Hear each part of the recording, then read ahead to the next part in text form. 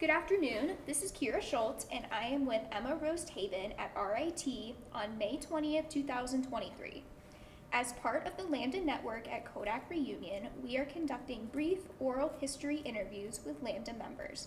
Who am I speaking with today? My name is Lisa Vitale. All right, Lisa. What was your job at Kodak when you became involved with Lambda?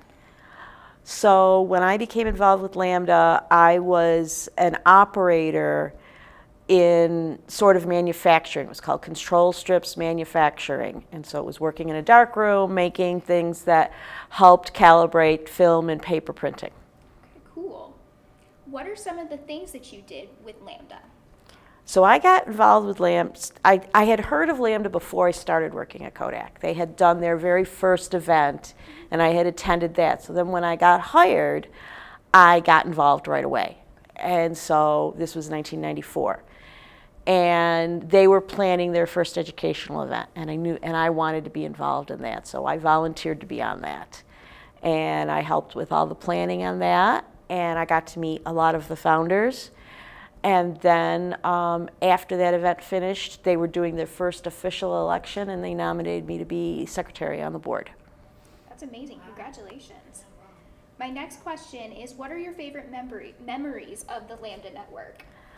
I would have to say planning those educational events. The early years when we really were new at it, took like 9 months to plan an event. Mm-hmm.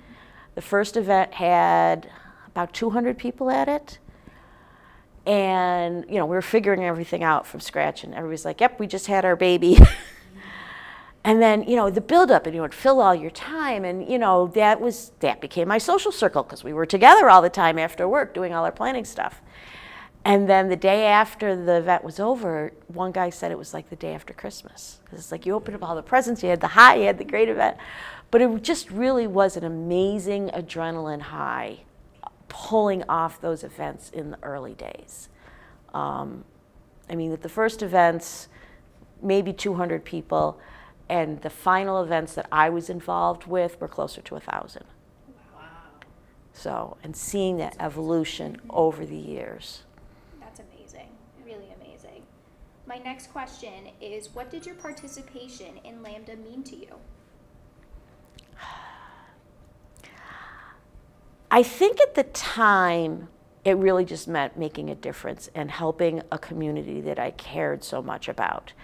I had so many friends in the gay community who couldn't be out to their families.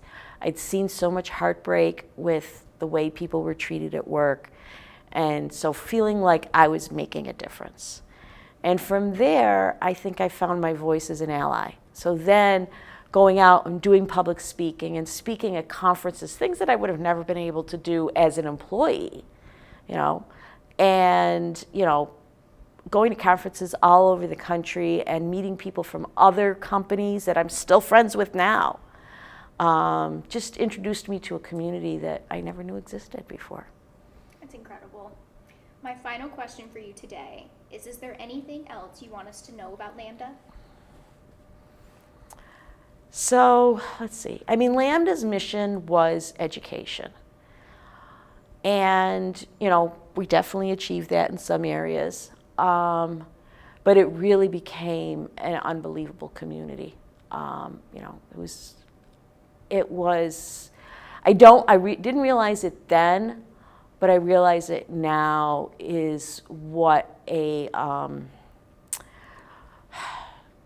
boundary-breaking initiative it was. Watching the history stuff up there that they were showing in the years that we did things. And really, trendsetter isn't the right word, but just what a difference it changed historically and looking back. And the company I'm with now, they're trying to start a network.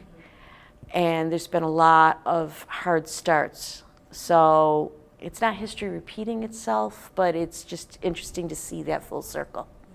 That's incredible. Thank you so much for sitting down with us today. We really appreciate it. You're welcome.